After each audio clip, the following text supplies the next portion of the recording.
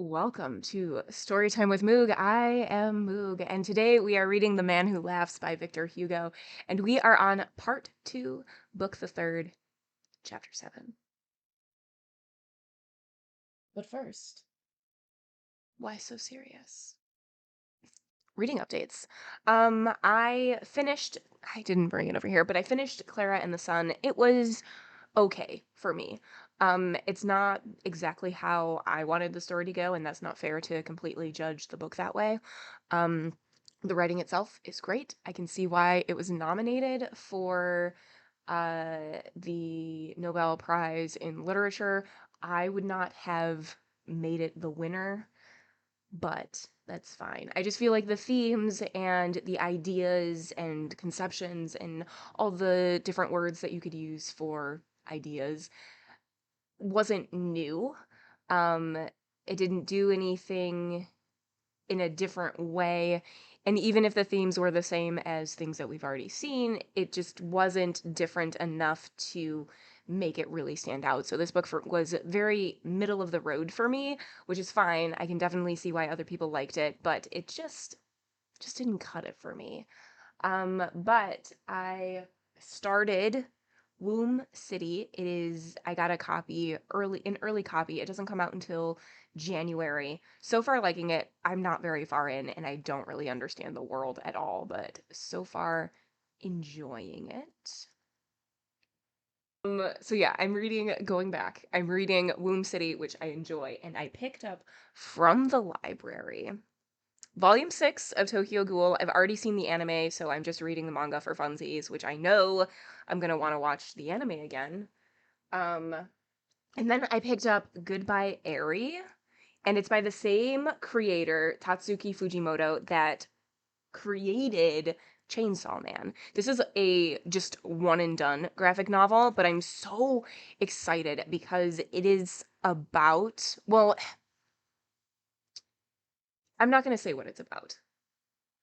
There is a lot of existential questions and crises in this. And I'm so stinking excited to read this. It was in a YouTube video that I watched ab- about video games and existentialism, but then r- talked about this graphic novel, and I'm so excited. So excited. Shall we read? All right, so we are part 2, book the third, chapter 7. That might be wrong. Okay, so last time we read, they went to London, and we get like a whole chapter of Ursus just calling out to the townsfolk and being just insane and overly excited and just doing a great job of hyping up their show. And they get taken in by the Tadcaster Inn, and so they're performing there pretty regularly. And because they're doing so well, other performers are upset. And other religious folk are also upset because of the content of their shows.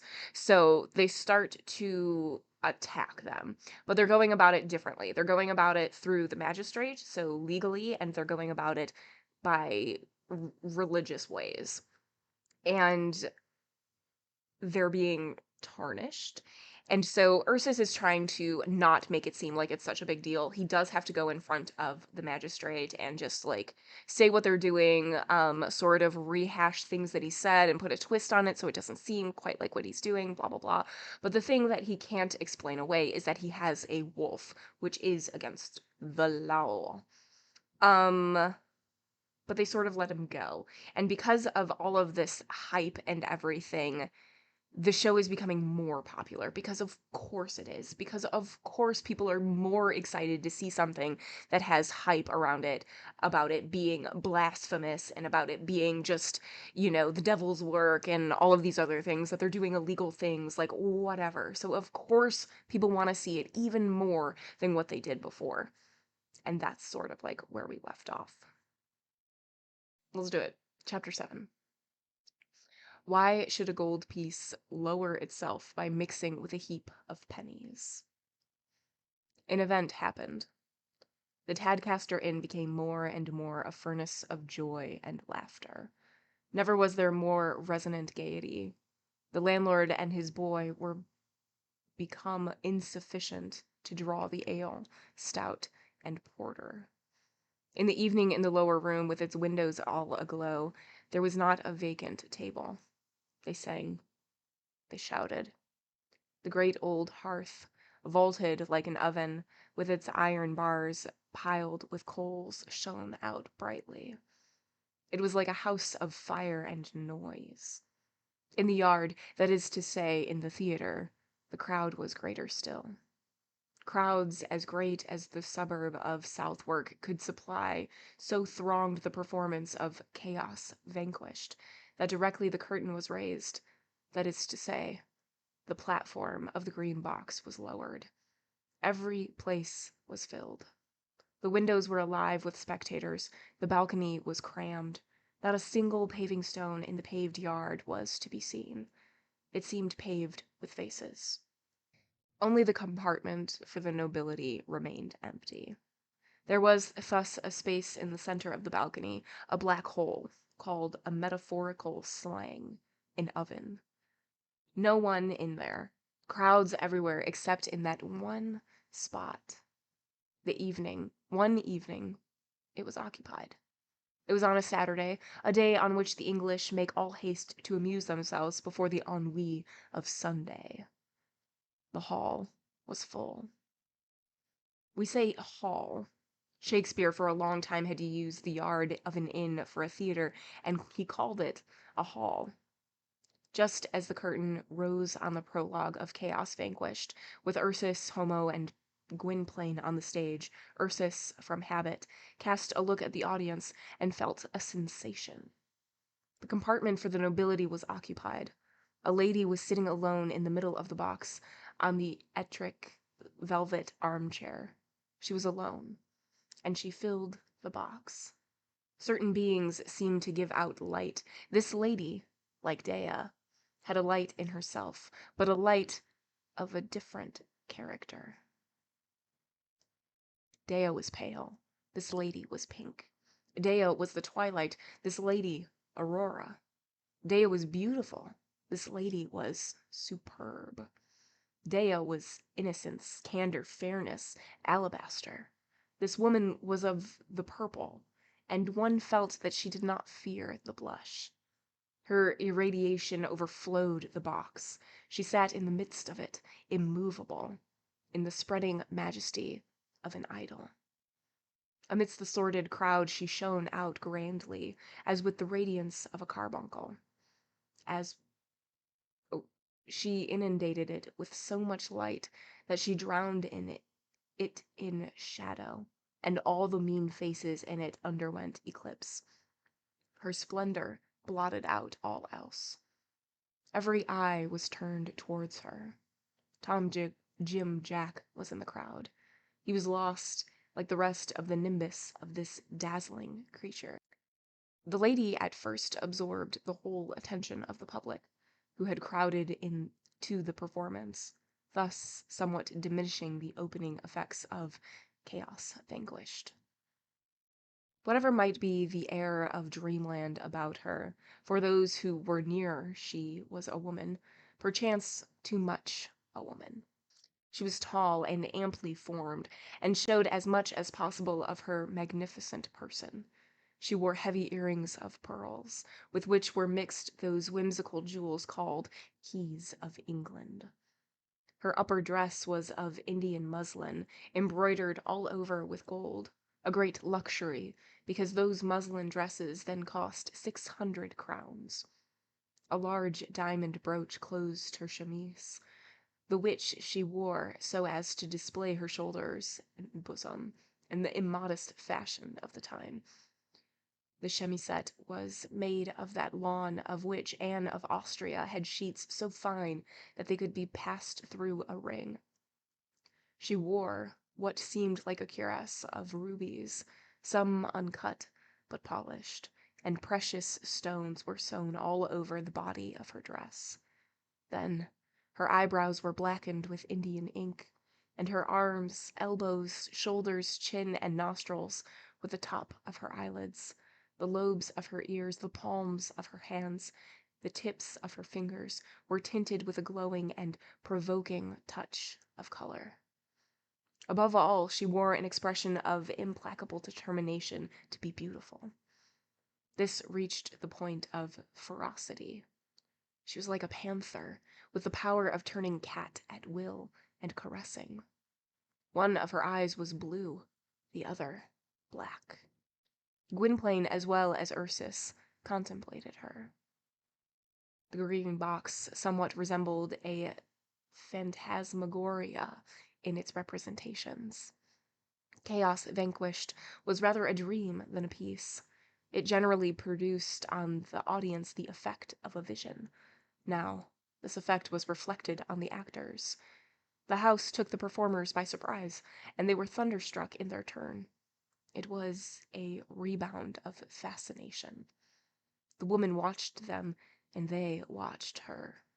At the distance at which they were placed, and in that luminous mist which is the half-light of a theater, details were lost, and it was like a hallucination. Of course, it was a woman, but was it not a chimera as well? The penetration of her light into their obscurity stupefied them. It was like the appearance of an unknown planet. It came from a world of the happy. Her irradiation amplified her figure. The lady was covered with nocturnal glitterings, with a Milky Way. Her precious stones were stars. The diamond brooch was perhaps a Pleiad. The splendid beauty of her bosom seemed supernatural. They felt, as they looked upon the starlight creature, the momentary but thrilling approach of the regions of felicity.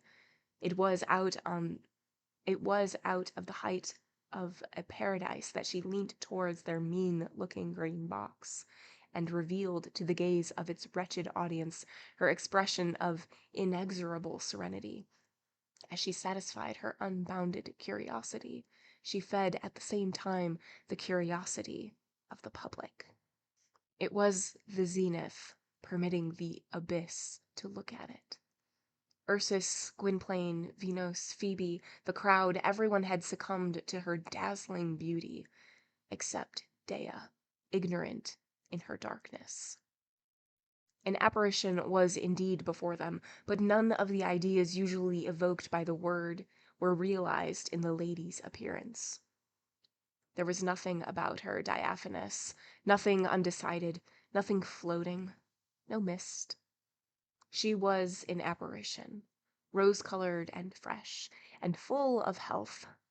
Yet, under the optical condition in which Ursus and Gwynplaine were placed, she looked like a vision. There were fleshy phantoms called vampires. Such a queen as she, though a spirit to the crowd, consumes 1,200,000 a year to keep her health. Behind the lady, in the shadow, her page was to be perceived el mozo, a little childlike man, fair and pretty, with a serious face. A very young and very grave servant was the fashion at that period. This page was dressed from top to toe in scarlet velvet, and had on his skull cap, which was embroidered with gold, a bunch of curled feathers. This was the sign of a high class of service, and indicated attendance on a very great lady. The lackey is part of the lord, and it was impossible not to remark, in the shadow of his mistress, the train-bearing page. Memory often takes notes unconsciously, and, without Gwynplaine's suspecting it, the round cheeks, the serious mane, the embroidered and plumed cap of the lady's page left some trace on his mind. The page, however, did nothing to call attention to himself. To do so is to be wanting in respect. He held himself aloof and passive at the back of the box, retiring as far as the closed door permitted.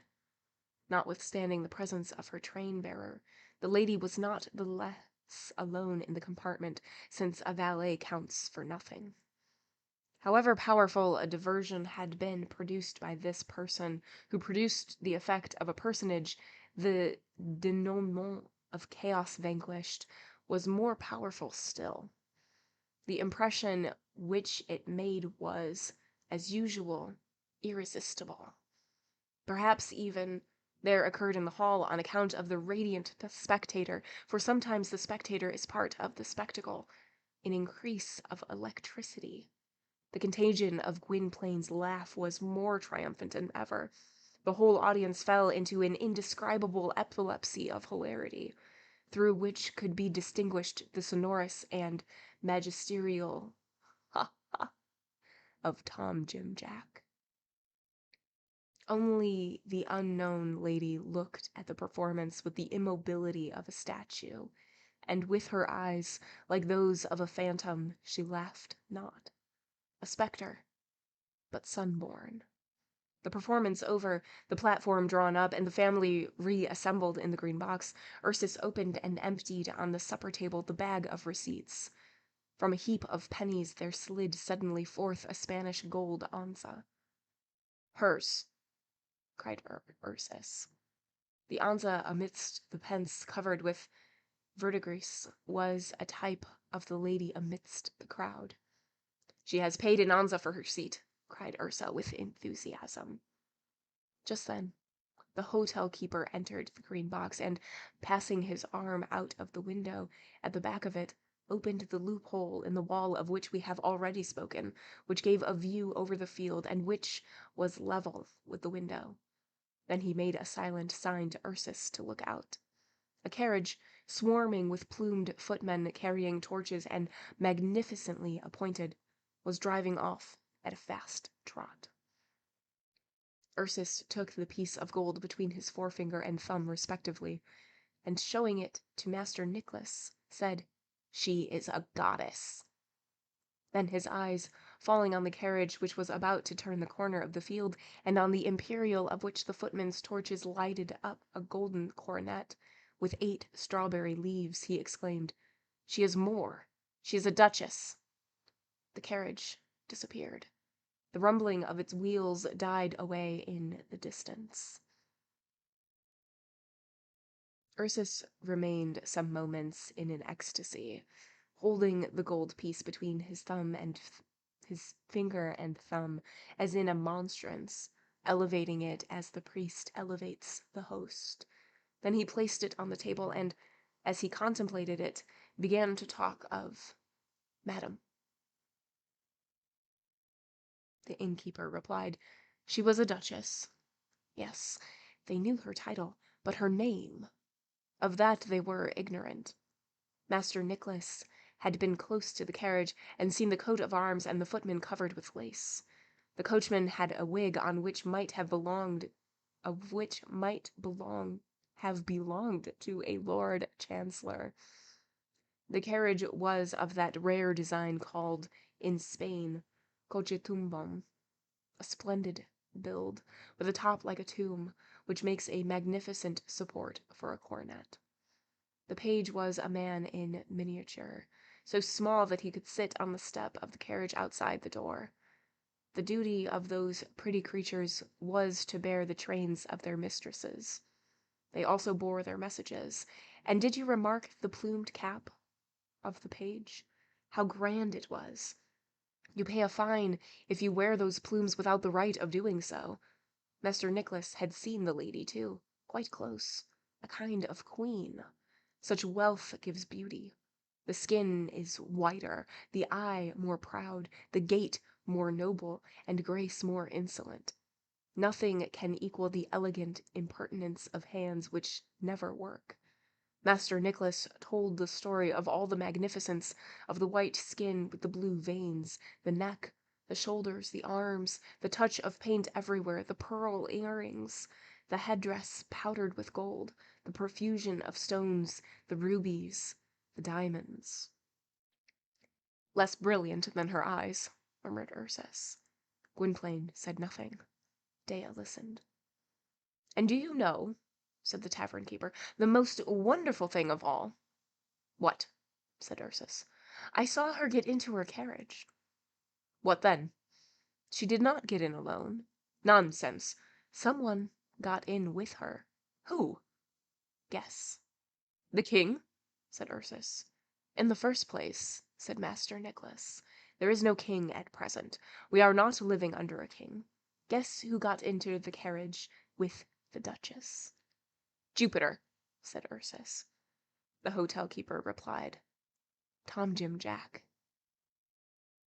Gwynplaine, who had not said a word, broke silence. Tom Jim Jack, he cried. There was a pause of astonishment, during which the low voice of Dea was heard to say, Cannot this woman be prevented coming? End of chapter 7. Interesting. Okay, so their show, Chaos Vanquished, and their other show, which I don't remember the name of, doesn't bring in the royalty. Because their show is so cheap, it's a penny. Only the people who are lower class, who cannot afford, like, the upper class parties and everything like that, come to their show because it's something that's cheap, and they get entertainment, and they forget all of their troubles while they're in this play. So this is the first time that we're getting somebody of nobility, of the aristocracy, coming to see the show. And so, of course, they're going to take notice. Of course, they're going to notice every detail about her. So Ursus doesn't know who she is, just knows that she is of nobility. But Tom Jim Jack knows her. Hmm. Interesting. So, who is this? I mean, I'm assuming that it is Juana, because she has spleen issues and knows that Gwynplaine is the person to go to. But who knows? Who knows? Chapter 8. Symptoms of poisoning. The apparition did not return. It did not reappear in the theater, but it reappeared to the memory of Gwynplaine. Gwynplaine was, to a certain degree, troubled. It seemed to him that for the first time in his life he had seen a woman. He made that first stumble a strange dream. We should beware of the nature of the reveries that fasten on us. Reverie has in it the mystery and subtlety of an odor. It is to thought what perfume is to the tuberose. It is at times the exudation of a venomous idea, and it penetrates like a vapor. You may poison yourself with reveries, as with flowers, in intoxicating suicide, exquisite and malignant. The suicide of the soul is evil thought. In it is the poison. Reverie attracts, cajoles, lures, entwines, and then makes you its accomplice. It makes you bear your half in the trickeries which it plays on conscience. It charms, then it corrupts you. You may say of reverie as of play, one begins by being a dupe and ends by being a cheat. Gwynplaine dreamed. He had never before seen woman. He had seen the shadow in the women of the populace, and he had seen the soul in Dea. He had just seen the reality.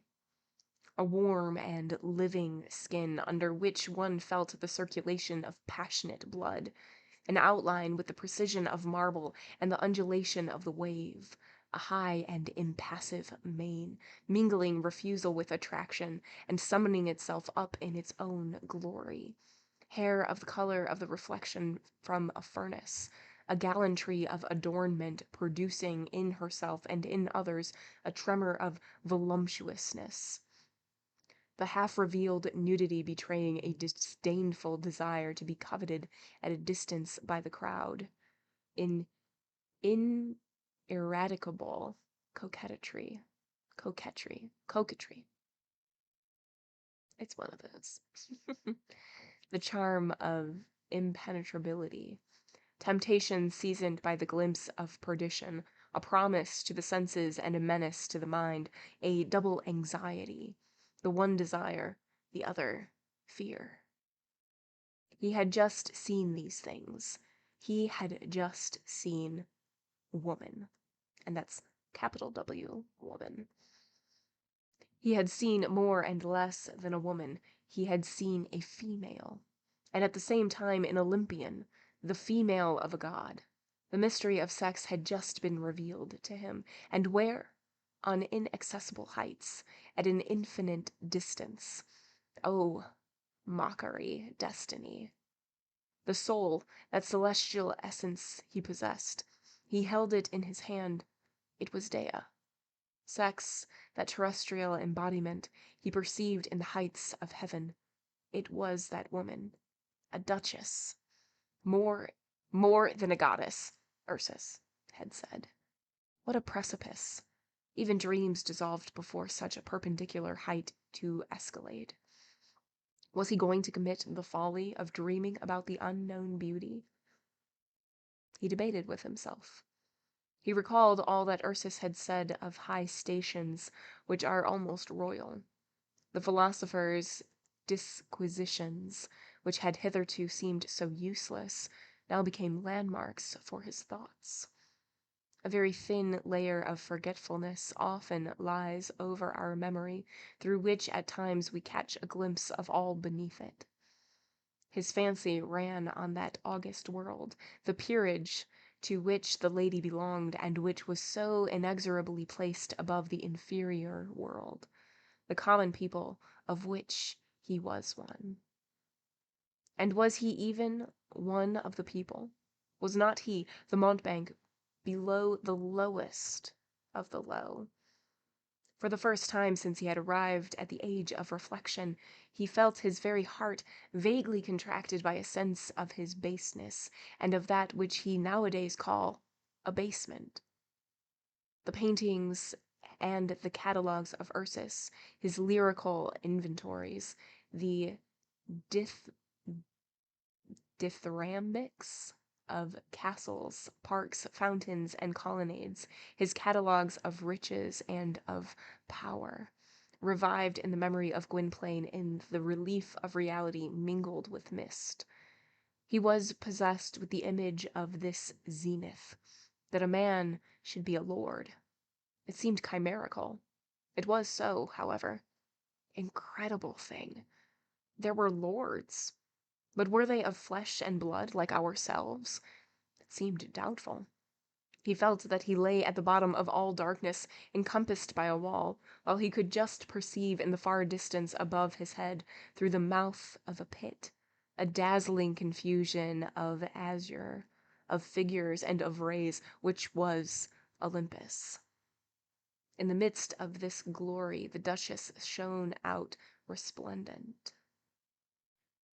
He felt for this woman a strange, inexpressible longing, combined with a conviction of the impossibility of attainment.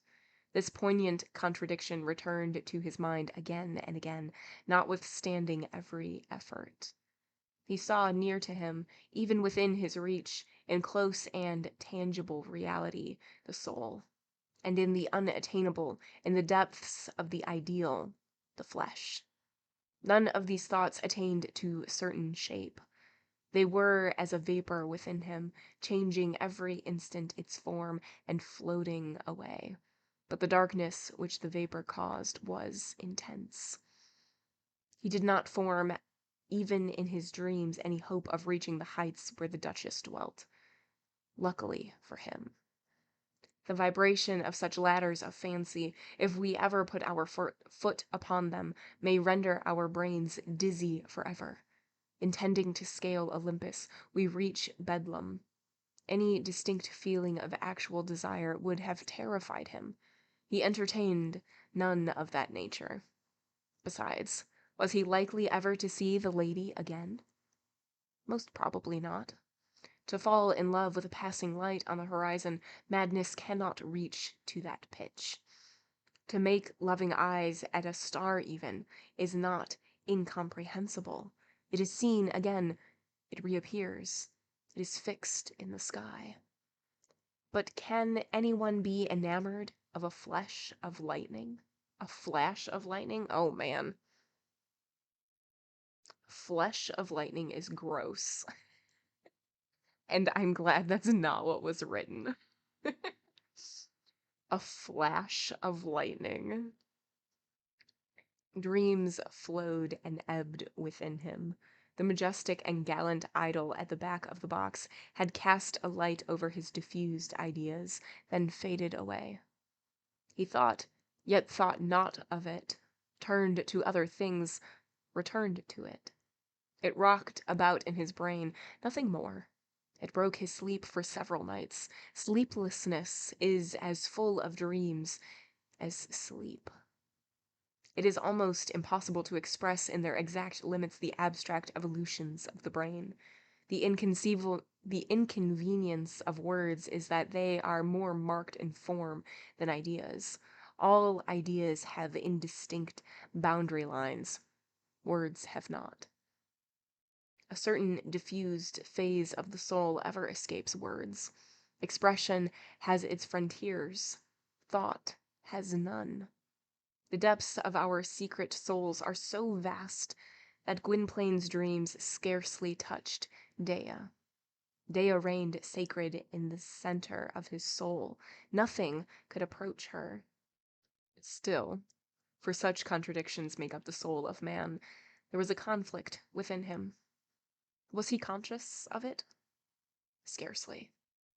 In his heart of hearts, he felt a collision of desires. We all have our weak points. Its nature would have been clear to Ursus, but to Gwynplaine, it was not. Two instincts, one the ideal, the other sexual, were struggling within him. Such contests occur between the angles of light and darkness, on the edge of the abyss.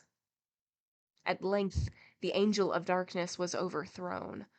One day, Gwynplaine suddenly thought no more of the unknown man. Of the unknown woman. The struggle between two principles, the duel between his earthly and his heavenly nature, had taken place within his soul, and at such a depth that he had understood it but dimly. One thing was certain, that he had never for one moment ceased to adore Dea.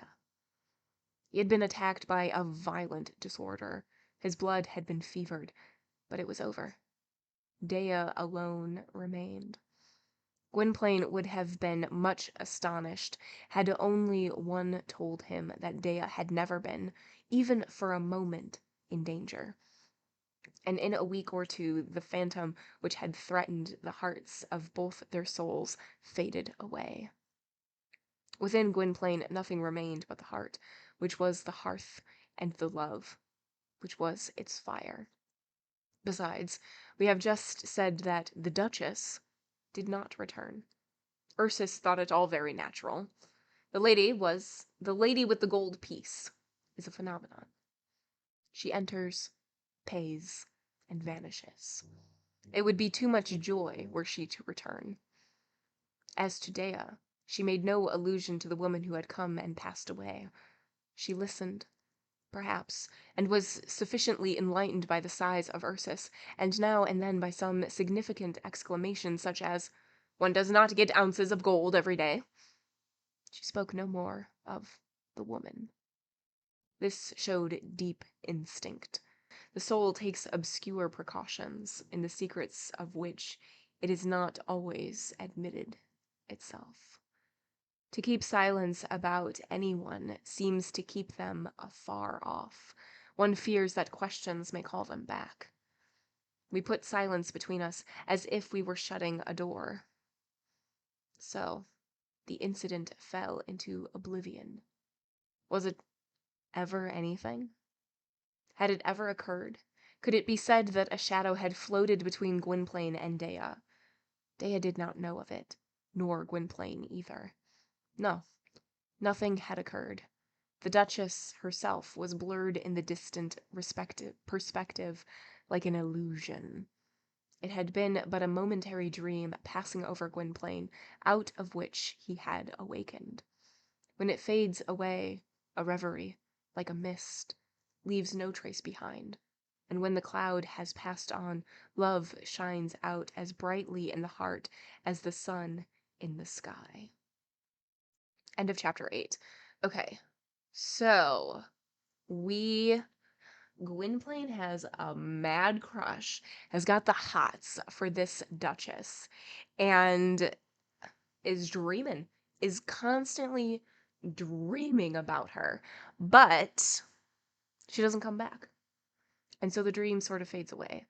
And Dea, this whole time, is at the center, the heart, the center of his heart of hearts, I guess one would say, this whole time. And so, like, he always has feelings for Dea, and she doesn't ever leave, but dabbles in a little bit of romanticism with the Duchess. So, who knows what is happening? Certainly not I. Chapter 9. Chapter 9. Abyssus Abyssum Vocat. Another face disappeared. Tom Jim Jack's. Suddenly he ceased to frequent the Tadcaster Inn. Persons so situated as to be able to observe other phases of fashionable life in London might have seen that, about this time, the Weekly Gazette, between two extracts from parish registers, announced the departure of Lord David Deary Moore, by order of Her Majesty, to take command of his frigate in the White Squadron, then cruising off the coast of Holland. Ursus, perceiving that Tom Jim Jack did not return, was troubled by his absence. He had not seen Tom Jim Jack since the day on which he had driven off in the same carriage with the lady of the gold piece. It was, indeed, an enigma who this Tom Jim Jack could be, who carried off duchesses under his arm. What an interesting investigation! What questions to propound! What things to be said! Therefore Ursus said not a word. Ursus, who had had experience, knew the smart caused by rash curiosity. Curiosity ought always to be proportioned to the curious. By listening, we risk our ear. By watching, we risk our eye. Prudent people neither hear nor see. Tom Jim Jack had got into a princely carriage. The tavern-keeper had seen him. It appeared so extraordinary that the sailor should sit by the lady that it made Ursus circumspect. The caprices of those in high life ought to be sacred to the lower orders. The reptiles called the poor had best squat in their holes when they see anything out of the way. Quiescence is a power. Shut your eyes if you have not the luck to be blind. Stop up your ears if you have not the good fortune to be deaf. Paralyze your tongue if you have not the perfection of being mute. The great do what they like, the little what they can. Let the unknown pass unnoticed. Do not importune mythology. Do not interrogate appearances. Have a profound respect for idols. Do not let us direct our gossiping towards the lessenings or increasings which take place in superior regions, of the motives of which we are ignorant. Such things are mostly optical delusions to us inferior creatures. Metamorphoses are the business of the gods. The transformations and the contingent disorders of great persons who float above us are clouds impossible to comprehend and perilous to study. Too much attention irritates the Olympians engaged in their gyrations of amusement or fancy, and a thunderbolt may teach you that the bull you are too curiously examining is Jupiter. Do not lift the folds of the stone-colored mantles of those terrible powers. Indifference is intelligence. Do not stir, and you will be safe. Therein lies the wisdom of the insect. Ursus practiced it. The tavern keeper, who was puzzled as well, questioned Ursus one day. "Do you observe that Tom Jim Jack never comes here now?" "Indeed," said Ursus, "I have not remarked it." Master Nicholas made an observation in an undertone, no doubt touching the intimacy between the ducal carriage and Tom Jim Jack, a remark which, as it might have been irreverent and dangerous, Ursus took care not to hear. Still, Ursus was too much of an artist not to regret Tom Jim Jack. He felt some disappointment. He told his feelings to Homo, of whose discretion alone he felt certain. He whispered into the ear of the wolf, "Since Tom Jim Jack ceased to come, I feel a blank as a man and a chill as a poet." This pouring out of his heart to a friend relieved Ursus. His lips were sealed before Gwynplaine, who, however, made no allusion to Tom Jim Jack. The fact was that Tom Jim Jack's presence or absence mattered not to Gwynplaine, absorbed as he was in Dea. Forgetfulness fell more and more on Gwynplaine. As for Dea, she had not even suspected the existence of a vague trouble. At the same time, no more cabals or complaints against the Laughing Man were spoken of. Hate seemed to have let go its hold. All was tranquil in and around the green box. No more opposition from strollers, merry andrews, nor priests, no more grumblings outside. Their success was unclouded. Destiny allows of such sudden serenity. The brilliant happiness of Gwynplaine and Dea was, for the present, absolutely cloudless. Little by little it had risen to a degree which admitted of no increase. There is one word which expresses the situation: apogee. Happiness, like the sea, has its high tide. The worst thing for the perfectly happy is that it recedes. There are two ways of being inaccessible: being too high and being too low. At least as much, perhaps, as the first is the second to be desired.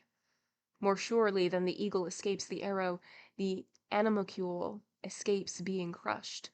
This security of insignificance, if it had ever existed on earth, was enjoyed by Gwynplaine and Dea, and never before had it been so complete. They lived on, daily, more and more ecstatically wrapped in each other. The heart saturates itself with love, as with a divine salt that preserves it, and with this arises the incorruptible constancy of those who have loved each other from the dawn of their lives, and the affection which keeps its freshness in old age. There is such a thing as the embalmment of the heart. It is of Daphnes and Chloe that Philemon and Bacchus are made. The old age of which we speak, evening resembling morning, was evidently reserved for Gwynplaine and Dea. In the meantime, they were young. Ursus looked on this love as a doctor examines his case. He had what was in those days termed a hypocritical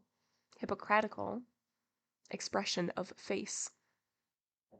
He fixed his sagacious eyes on Dea, fragile and pale, and growled out, "It is lucky that she is happy." At other times, he said, "She is lucky for her health's sake." He shook his head, and at times read attentively a portion treating of heart disease in Avicenus, translated by Vossicus Fortunatus, Louvain, 1650, an old worm-eaten book of his. Dea, when fatigued, suffered from perspirations and drowsiness, and took a daily siesta, as we have already seen. One day, while she was lying asleep on the bearskin, Gwynplaine called out, and Ursus bent down softly and applied his ear to Dea's heart. He seemed to listen for a few moments, and then stood up, muttering, "She must have any shock. She must not have any shock. It would find out the weak place." The crowd continued to flock to the performances of Chaos Vanquished. The success of the Laughing Man seemed inexhaustible. Everyone rushed to see him, no longer from Southwark only, but even from other parts of London. The general public began to mingle with the usual audience, which no longer consisted of sailors and drivers only. In the opinion of Master Nicholas, who was well acquainted with crowds, there were in the crowd gentlemen and baronets disguised as common people. Disguise is one of the pleasures of pride, and was much in fashion at that period. This mixing of the aristocratic element with the mob was a good sign, and showed that their popularity was extending to London. The fame of Gwynplaine was decidedly penetrated into the great world. Such was the fact. Nothing was talked of but the Laughing Man. He was talked about even at the Mohawk Club, frequented by noblemen. In the Green Box they had no idea of all this.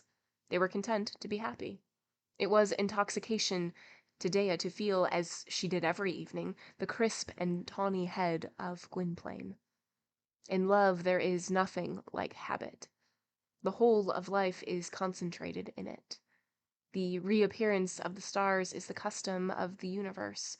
Creation is nothing but a mistress, and the sun is a lover. Light is a dazzling caryatid supporting the world. Every day, for a sublime minute, the earth, covered by night, rests on the rising sun. Dea, blind, felt a like return of warmth and hope within her when she placed her hand on the head of Gwynplaine. To adore each other in the shadows, to love in the plenitude of silence, who could not become reconciled to such an eternity? One evening Gwynplaine, feeling within him that overflow of felicity which, like the intoxication of perfumes, causes a sort of delicious faintness, was strolling, as he usually did after the performance, in the meadow some 100 paces from the Green Box. Sometimes in those high tides of feeling in our souls, we feel that we would fain pour out the sensations of the overflowing heart. The night was dark, but clear. The stars were shining. The whole fairground was deserted. Sleep and forgetfulness reigned in the caravans which were scattered over Tarrinzeau Field. One light alone was unextinguished. It was the lamp of the Tadcaster Inn, the door of which was left ajar to admit Gwynplaine on his return. Midnight has just struck in the 5 parishes of Southwark, with the breaks and differences of tone of their various bells. Gwynplaine was dreaming of Dea. Of whom else should he dream? But that evening, feeling singularly troubled and full of a charm which was at the same time a pang, he thought of Dea as a man thinks of a woman. He reproached himself for this. It seemed to be a failing in respect to her. The husband's attack was forming dimly within him, sweet and imperious impatience. He was crossing the invisible frontier, on this side of which is the virgin, on the other, the wife. He questioned himself anxiously. A blush, as it were, overspread his mind. The Gwynplaine of long ago had been transformed, by degrees, unconsciously in a mysterious growth. His old modesty was becoming misty and uneasy. We have an ear of light, into which speaks the spirit, and an ear of darkness, into which speaks the instinct, into the latter strange voices which were making their proposals. However pure-minded may be the youth who dreams of love, a certain grossness of the flesh eventually comes between his dream and him. Intentions lose their transparency. The unavowed desire implanted by nature enters into his conscience. Gwynplaine felt an indescribable yearning of the flesh, which abounds in all temptation, and Dea was scarcely flesh. In this fever, which he knew to be unhealthy, He transfigured Dea into a more material aspect and tried to exaggerate her seraphic form into feminine loveliness. It is thou, O woman, that we require. Love comes not to permit too much of paradise. It requires the fevered skin, the troubled life, the unbounded hair, the kiss electrical and irreparable, the clasp of desire. The sidereal is embarrassing. The ethereal is heavy. Too much of the heavenly is in love is like too much fuel on the fire. The flame suffers from it. Gwynplaine fell into an exquisite nightmare. Dea to be clasped in his arms, Dea clasped in them. He heard nature in his heart crying out for a woman. Like a Pygmalion in a dream modeling a Galathea out of the azure. In the depths of his soul he worked out the chaste contour of Dea, a contour with too much of heaven, too little of Eden. For Eden is Eve, and Eve was a female, a carnal mother, a terrestrial nurse, the sacred womb of generations, the rocker of a cradle of the newborn world, and wings are incomparable with the bosom of woman. Virginity is the hope of maternity. Still, in Gwynplaine's dreams, Dea, until now, had been enthroned above flesh. Now, however, he made wild efforts in thought to draw her downwards by that thread, sex, which ties every girl to earth. Not one of those birds is free. Dea, like all the rest, was within this law, and Gwynplaine, though he scarcely acknowledged it, felt a vague desire that she should submit to it. This desire possessed him in spite of himself, and with an ever-recurring relapse. He pictured Dea as woman. He came to the point of regarding her under a hitherto unheard-of form, as a creature no longer of ecstasy only, but of voluptuousness. As Dea, with her head resting on the pillow. He was ashamed of this visionary desecration. It was like an attempt at profanation. He resisted its assault. He turned from it, but it returned again. He felt as if he were committing a criminal assault. To him, Dea was encompassed by a cloud. Cleaving that cloud, he shuddered, as though he were raising her chemise. It was in April. The spine has its dreams. He rambled at random with the uncertain step caused by solitude. To have no one by is a provocative to wander. Whither flew his thoughts? He would not have dared to own it to himself. To heaven? No. To a bed. You were looking down upon him, O ye stars. Why talk of a man in love? Rather say a man possessed. To be possessed by the devil is the exception. To be possessed by a woman, the rule. Every man has to bear this alienation of himself. What a sorceress is a pretty woman. The true name of love is captivity. Man is made prisoner by the soul of a woman, by her flesh as well, and sometimes even more by the flesh than by the soul. The soul is the true love, the flesh the mistress. We slander the devil. It was not he who tempted Eve, it was Eve who tempted him. The woman began. Lucifer was passing by quietly. He perceived the woman and became Satan. The flesh is the cover of the unknown. It is provocative, which is strange by its modesty. Nothing could be more distracting. It is full of shame. The hussy.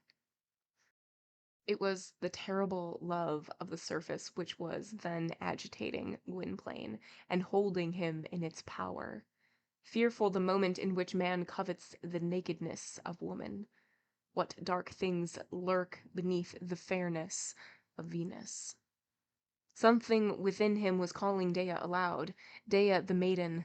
Dea the other half of a man. Dea flesh and blood. Dea with uncovered bosom. That cry was almost driving away the angel. Mysterious crisis through which all love must pass, and in which the ideal is in danger.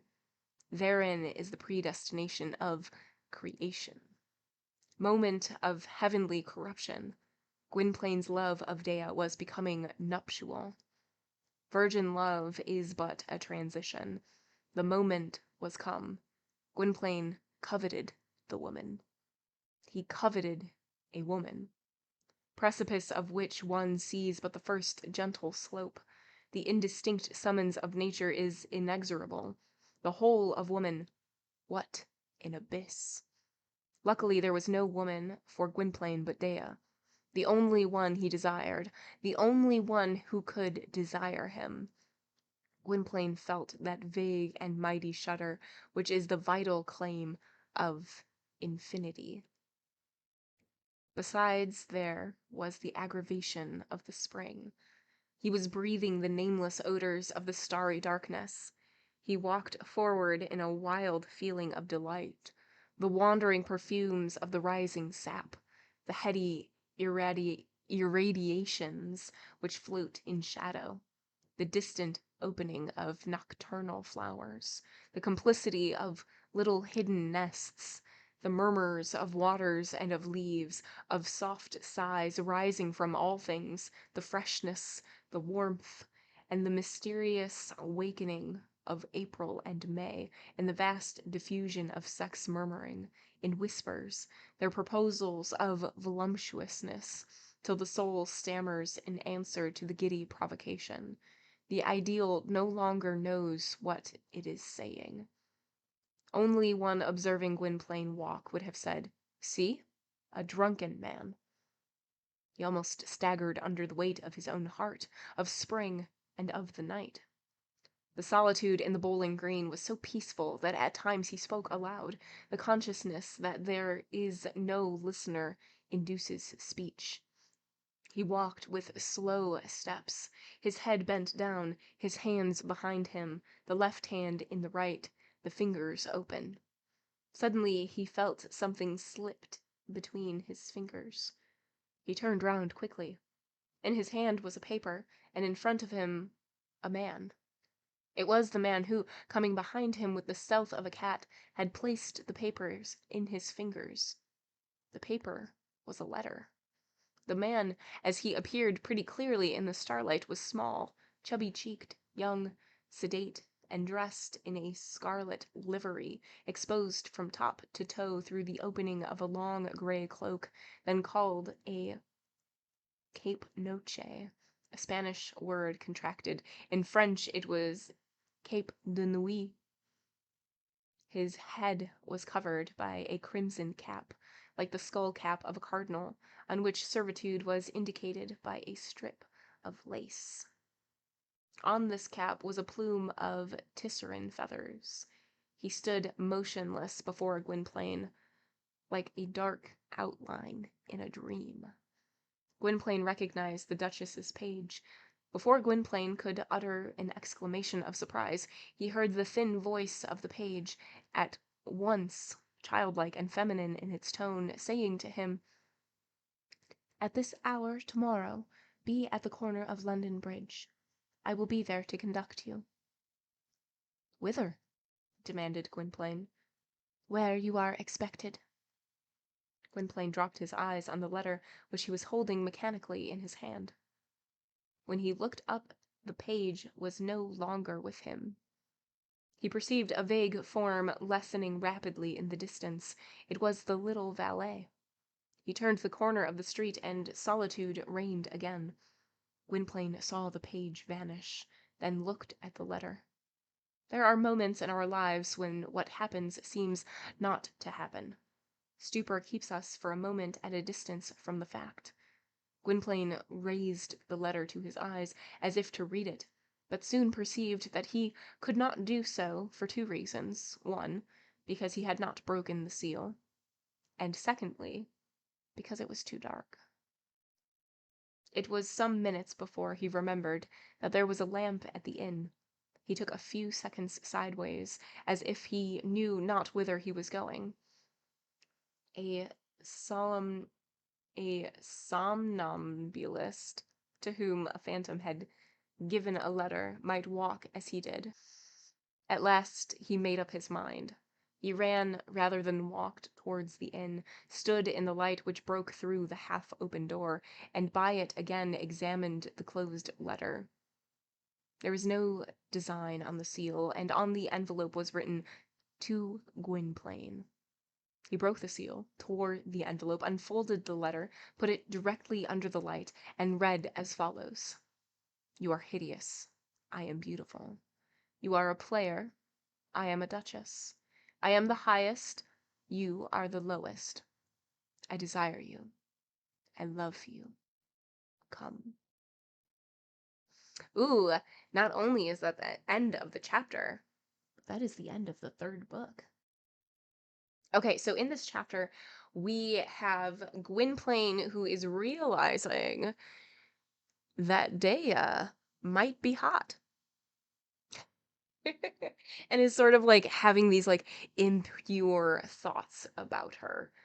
And he's just, yeah, dreaming about Dea now. And let's see. And he's walking around and somebody slips a letter into his hand. It turns out it is the like footman, the page, the squire, whatever he is, of the Duchess who went to the play, who we are guessing who it is inferred that it is Hosiana. I don't remember her name. The one who's supposed to marry Lord David. And yeah, and the letter, excuse me, is weird. It says, "You are hideous, I am beautiful. You are a player, I am a duchess. I am the highest, you are the lowest. I desire you. I love you." Like, what? Are you is this a compliment? What is happening? I don't know. But the next book the fourth, is called The Cell of Torture. Love that. Right. Chapter 1. The Temptation of Saint Gwynplaine. One jet of flame hardly makes a prick in the darkness. Another sets fire to a volcano. Some sparks are gigantic. Gwynplaine read the letter. Then he read it over again. Yes, the words were there. I love you. Terrors chased each other through his mind. The first was that he believed himself to be mad.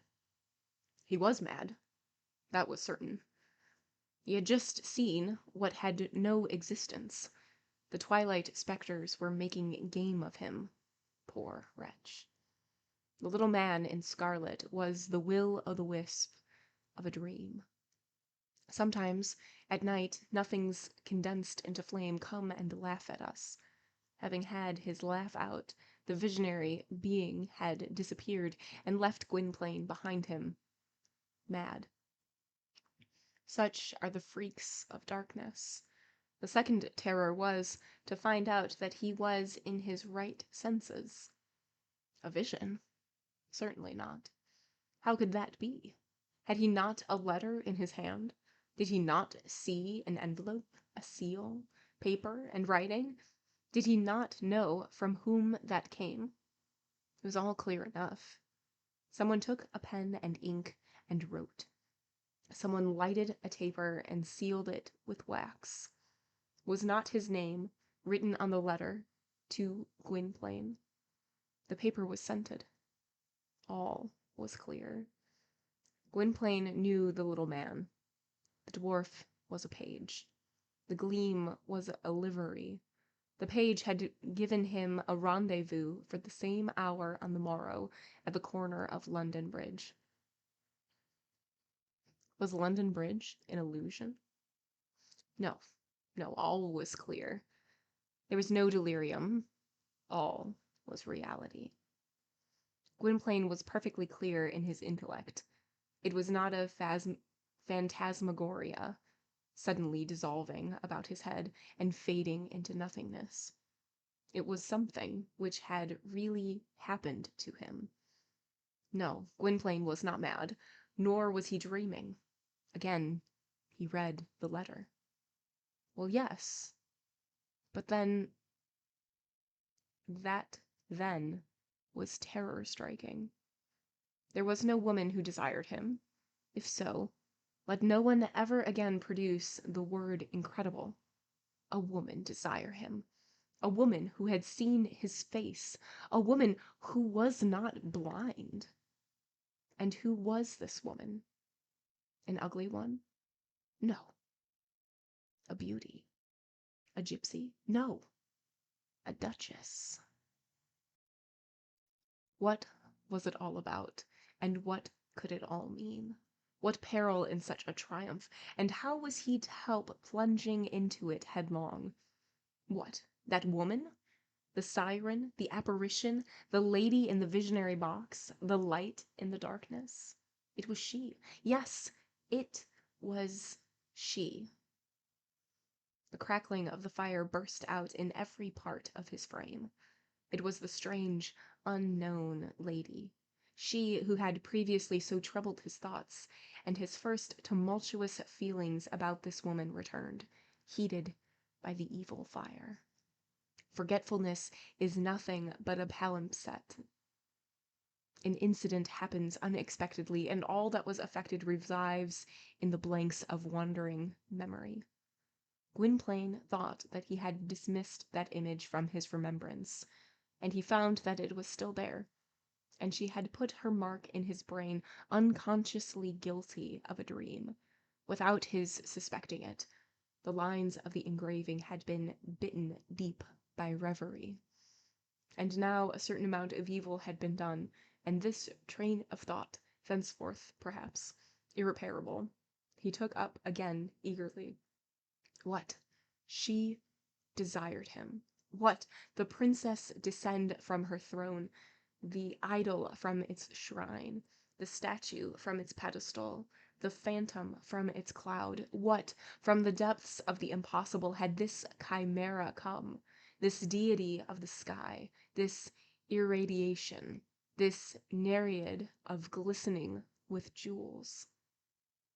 This proud and unattainable beauty, from the height of her radiant throne, was bending down to Gwynplaine. What? Had she drawn up her chariot of the dawn, with its yoke of turtle-doves and dragons, before Gwynplaine, and said to him, "Come"? What? This terrible glory of being the object of such abasement from the Empyrean for Gwynplaine? This woman, if he could give that name to a form so starlike and majestic, this woman proposed herself, gave herself, delivered herself up to him.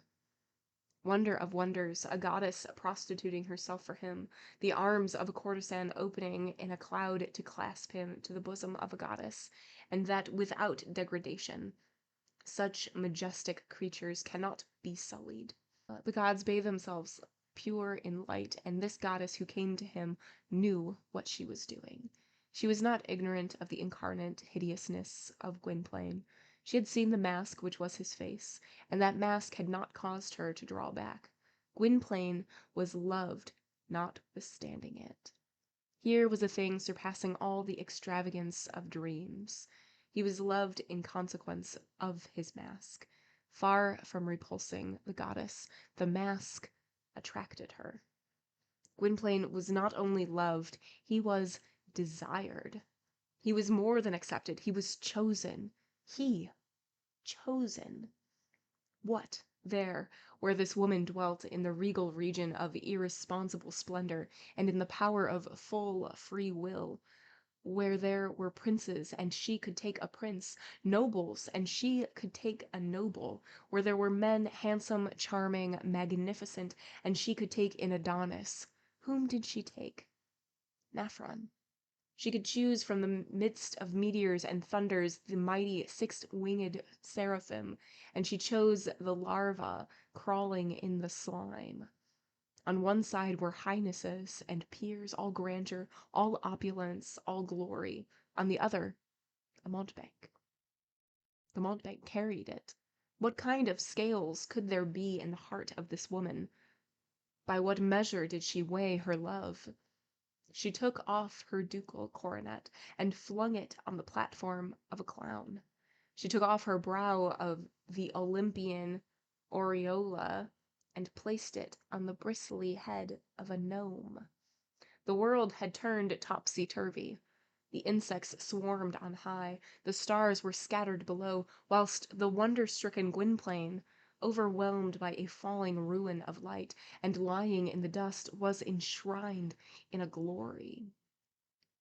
All-powerful, revolting against beauty and splendor, gave herself to the damned of night, preferred Gwynplaine to Antinous.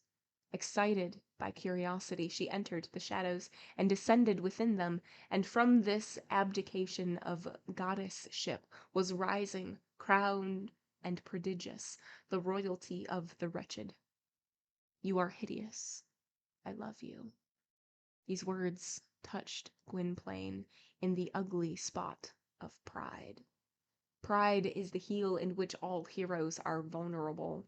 Gwynplaine was flattered in his vanity as a monster. He was loved for his deformity. He, too, was the exception as much and perhaps more than the Jupiters and the Apollos. He felt superhuman and so much a monster as to be a god. Fearful bewilderment. Now, who was this woman? What did he know about her? Everything. And nothing. She was a duchess, that he knew. He knew also that she was beautiful and rich, that she had liveries, lackeys, pages, and footmen running with torches by the side of her coroneted carriage. He knew that she was in love with him. At least, she said so. Of everything else, he was ignorant. He knew her title, but not her name. He knew her thought. He knew not her life. Was she married, widowed, maiden? Was she free? Of what family was she? Were there snares, traps, dangers about her? Of the gallantry existing on the idle heights of society, the caves on those summits in which savage charmers dream amid the scattered skeletons of the loves which they have already preyed on, of the extent of tragic cynicism to which the experiments of a woman may attain who believes herself to be beyond the reach of man. Of things such as these Gwynplaine had no idea. Nor had he even in his mind materials out of which to build up a conjecture, information concerning such things being very scanty in the social depths in which he lived. Still, he detected a shadow. He felt that a mist hung over all this brightness. Did he understand it? No. Could he guess at it? Still less. What was there behind that letter? One pair of folding doors opening before him, another closing on him, and causing him a vague anxiety. On the one side, an avowal. On the other, an enigma. Avowal and enigma, which, like two mouths, one tempting, the other threatening, pronounce the same word. Dare. Never had perfidious chance taken its measures before, nor timed more fitly the moment of temptation. Gwynplaine, stirred by spring and by the sap rising in all things, was prompt to dream the dream of the flesh. The old man who is not to be stamped out, and over whom none of us can triumph, was awakening in the backward youth, still a boy, at 24. It was just then, at the most stormy moment of the crisis, that the offer was made him, and the naked bosom of the Sphinx appeared before his dazzled eyes. Youth is an inclined plane. Gwynplaine was stooping, and something pushed him forward. What? The season and the night. Who? The woman.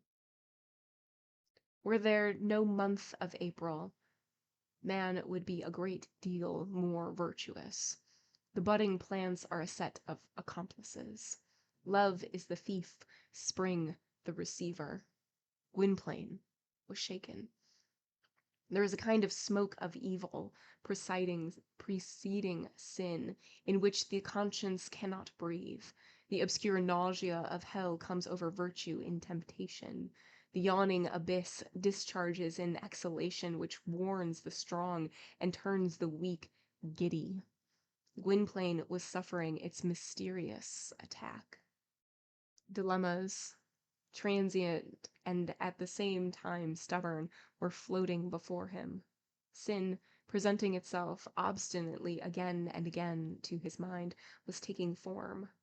The morrow, midnight. London Bridge, the page.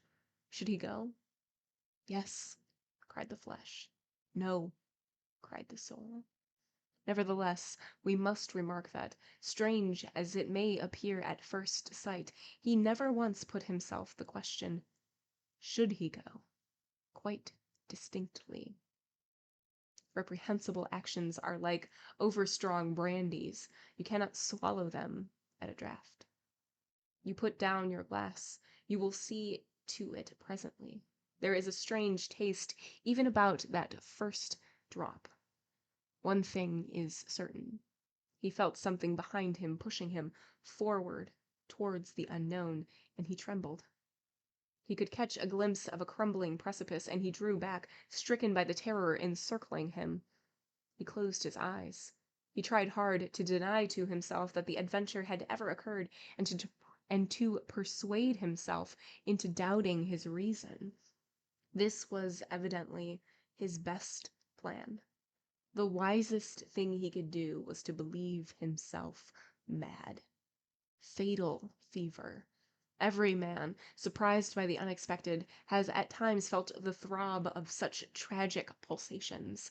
The observer ever listens with anxiety to the echoes resounding from the dull strokes of the battering ram of destiny striking against a conscience. Alas, Gwynplaine put himself questions.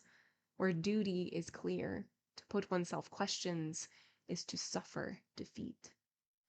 There are invasions which the mind may have to suffer. There are the vandals of the soul, evil thoughts coming to devastate our virtue. 1,000 contrary ideas rushed into Gwynplaine's brain, now following each other singly, now crowding together. Then silence reigned again, and he would lean his head on his hands in a kind of mournful attention, as of one who contemplates a landscape by night. Suddenly, he felt that he was no longer thinking. His reverie had reached that point of utter darkness in which all things disappear. He remembered, too, that he had not entered the inn. It might be about 2 o'clock in the morning. He placed the letter which the page had brought him in his side pocket, but perceiving that it was next his heart, he drew it out again, crumpled it up, and placed it in a pocket of his hose. He then directed his steps toward the inn, which he entered stealthily, and without awakening little Govicum, who, while waiting up for him, had fallen asleep on the table with his arms for a pillow. He closed the door, lighted a candle at the lamp, fastened the bolt, turned the key in the lock, taking mechanically all the precautions usual to a man returning home late, ascended the staircase of the Green Box, slipped into the old hovel which he used as a bedroom, looked at Ursus, who was asleep, blew out his candle, and did not go to bed. Thus an hour passed away, weary at length, and fancying that bed and sleep were one. He laid his head upon the pillow without undressing, making darkness the concession of closing his eyes. But the storm of emotions which assailed him had not waned for an instant. Sleeplessness is a cruelty which night inflicts on man. Gwynplaine suffered greatly. For the first time in his life, he was not pleased with himself. Ache of heart mingled with gratified vanity. What was he to do?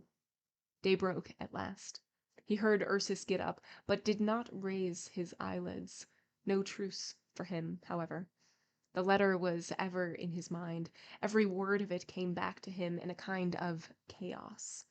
In certain violent storms within the soul, thought becomes a liquid. It is convulsed.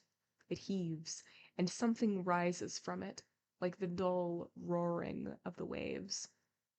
Flood and flow, sudden shocks and whirls, the hesitation of the wave before the rock, hail and rain clouds, with the light shining through their breaks, the petty flights of useless foam, wild swell broke in an instant, great efforts lost, wreck appearing all around, darkness and universal dispersion. As these things are of the sea, so are they of man. Gwynplaine was a prey to such a storm. At the acme of his agony, his eyes still closed, he heard an exquisite voice saying, "Are you asleep, Gwynplaine?" He opened his eyes with a start and sat up. Dea was standing in the half-open doorway. Her ineffable smile was in her eyes and on her lips. She was standing there, charming in the unconscious serenity of her radiance. Then came, as it were, a sacred moment. Gwynplaine watched her, startled, dazzled, awakened. Awakened from what? From sleep? No, from sleeplessness. It was she. It was Dea. And suddenly he felt in the depths of his being the indescribable wane of the storm and the sublime descent of good over evil. The miracle of the look from on high was accomplished. The blind girl, the sweet light-bearer with no effort beyond her mere presence, dissipated all the darkness within him. The curtain of cloud was dispersed from the soul as if drawn by an invisible hand, and a sky of azure, as though by celestial enchantment, again spread over Gwynplaine's conscience. In a moment he became, by the virtue of that angel, the great and good Gwynplaine, the innocent man. Such mysterious confrontations occur to the soul as they do to creation. Both were silent. She who was the light, he who was the abyss. She who was divine, he who was appeased. And over Gwynplaine's stormy heart, Dea shone with the indescribable effect of a star shining on the sea. End of chapter 1. Okay, so most of this chapter is just Gwynplaine hemming and hawing about whether or not he's going to go to London Bridge to meet the Duchess. We all know he's gonna go. He's gonna go. We all know this. And yet he keeps going back and forth. We know he's gonna go. And then he wakes up from his sleepiness or his sleeplessness, and Dea is there, in the doorway. And that's where we left off. Right. Boop-a-doo. Chapter 2. From happy to grave. How simple is a miracle. It was breakfast hour in the Green Box, and Dea had merely come to see why Gwynplaine had not joined their little breakfast table. "It is you!" exclaimed Gwynplaine, and he had said everything. There was no other horizon, no vision for him now but the heavens where Dea was. His mind was appeased in such a manner as he alone can understand who has seen the smile spread swiftly over the sea when the hurricane had passed away. Over nothing does the calm come so quickly as over the whirlpool. This results from its power of absorption, and so it is with the human heart. Not always, however. Dea had but to show herself, and all the light that was in Gwynplaine left him and went to her, and behind the dazzled Gwynplaine there was but a flight of phantoms. What a peacemaker is adoration. A few minutes afterwards they were sitting opposite each other, Ursus between them, Homo at their feet. The teapot, hung over a little lamp, was on the table. Phoebe and Venus were outside, waiting. They breakfasted as they supped in the center compartment. From the position in which the narrow table was placed, Dea's back was turned towards the aperture in the partition which was opposite the entrance door of the Green Box. Their knees were touching. Gwynplaine was pouring out tea for Dea. Dea blew gracefully on her cup, Suddenly, she sneezed. Just at that moment, a thin smoke rose above the flame of the lamp, and something like a piece of paper fell into ashes. It was the smoke which had caused Dea to sneeze. "What was that?" she asked. "Nothing," replied Gwynplaine, and he smiled. He had just burnt the Duchess's letter. The conscience of the man who loves is the guardian angel of the woman who he loves. Unburdened of the letter, his relief was wondrous, and Gwynplaine felt his integrity as the eagle feels its wings. It seemed to him as if his temptation had evaporated with the smoke, and as if the Duchess had crumbled into ashes with the paper. Taking up their cups at random, and drinking one after the other from the same one, they talked. A babble of lovers, a chattering of sparrows, child's talk, worthy of Mother Goose or of Homer. With 2 loving hearts, go no further for poetry. With 2 kisses for dialogue, go no further for music. "Do you know something?" "No." "Gwynplaine, I dreamt that we were animals and had wings." "Wings? That means birds," murmured Gwynplaine. "Fools, it means angels." "Oh, fools, it means angels," growled Ursus. And their talk went on. "If you did not exist, Gwynplaine." "What then?" "It could only be because there was no God." "The tea is too hot. You will burn yourself, Dea." "Blow in my cup." "How beautiful you are this morning." "Do you know that I have a great many things to say to you?" "Say them." "I love you." "I adore you." And Ursus said aside, "By heaven, they are polite." Exquisite to lovers are their moments of silence.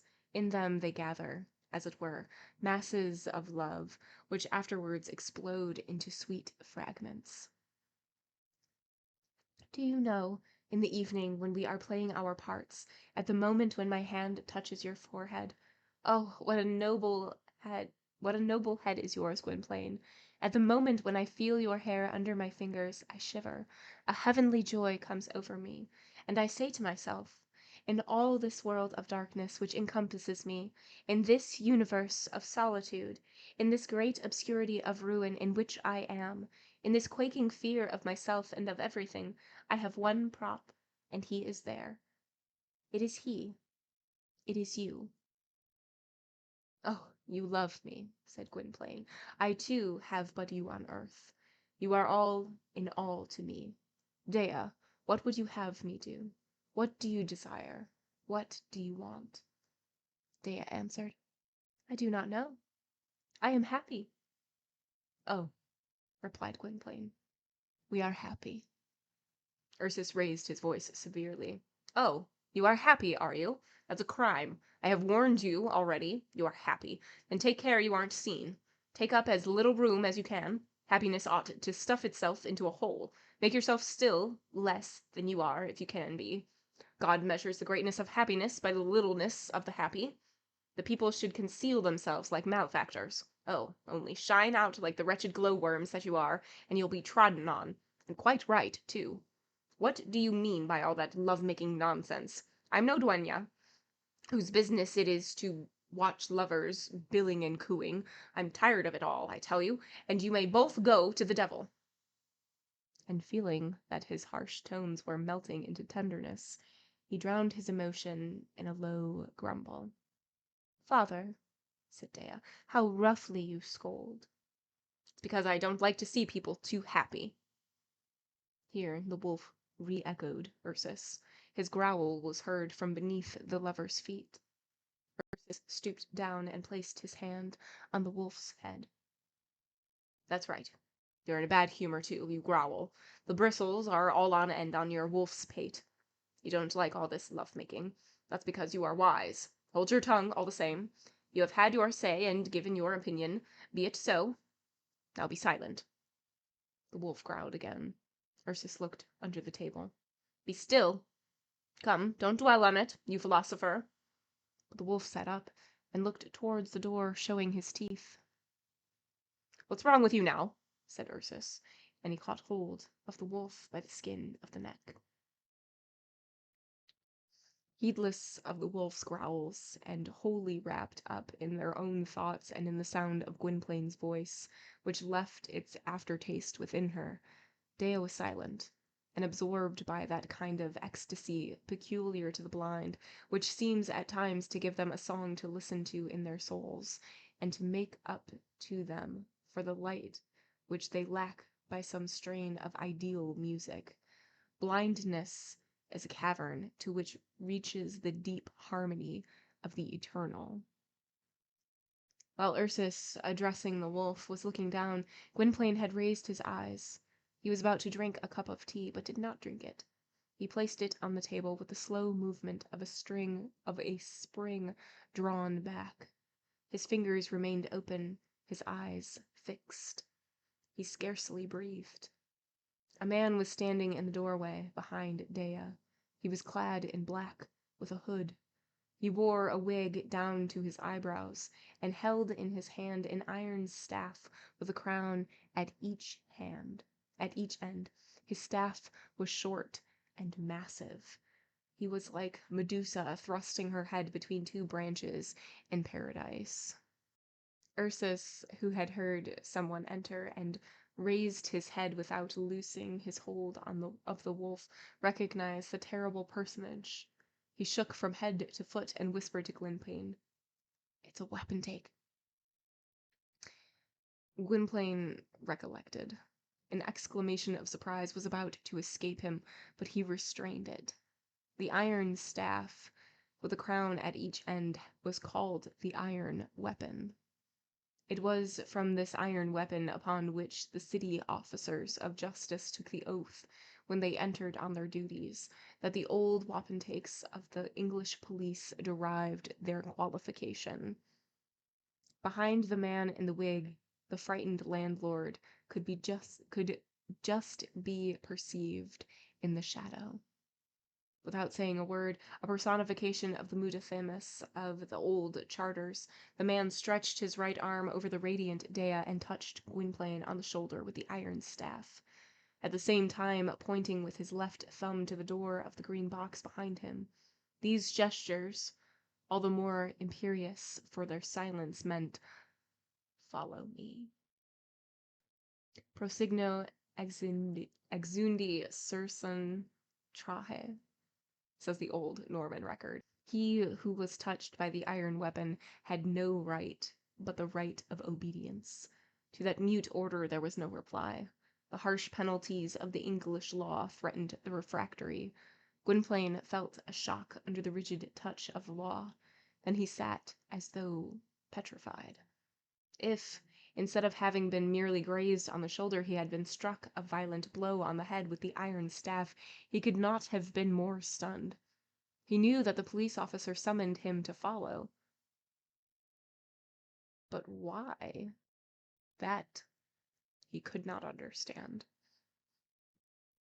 On his part, Ursus, too, was thrown into the most painful agitation, but he saw through matters pretty distinctly.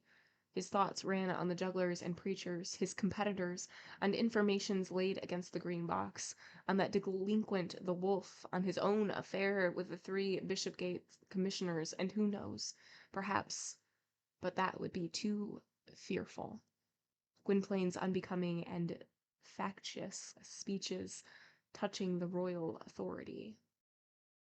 He trembled violently. Dea was smiling.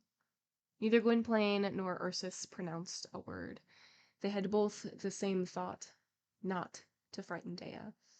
It may have struck the wolf as well, for he ceased growling. True, Ursus did not loose him. The wolf, however, was a prudent wolf when occasion required. Who is there who has not remarked a kind of intelligent anxiety in animals? It may be that, to the extent to which a wolf can understand mankind, he felt that he was an outlaw. Gwynplaine rose. Resistance was impracticable, as Gwynplaine knew. He remembered Ursus's words, and there was no question possible. He remained standing in front of the wapentake. The latter raised the iron staff from Gwynplaine's shoulder, and drawing it back, held it out straight in an attitude of command. a constable's attitude which was well understood in those days by the whole people, and which expressed the following order: "Let this man and no other follow me. The rest remain where they are. Silence." No curious followers were allowed. In all times the police have had a taste for arrests of the kind. This description of seizure was termed sequestrian of the person. Wapentake turned round in one motion, like a piece of mechanism revolving on its own pivot, and with grave and magisterial step proceeded towards the door of the green box. Gwynplaine looked at Ursus. The latter went through a pantomime composed as follows. He shrugged his shoulders, placed both elbows close to his hips, with his hands out, and knitted his brows into chevrons, all which signifies, "We must submit to the unknown."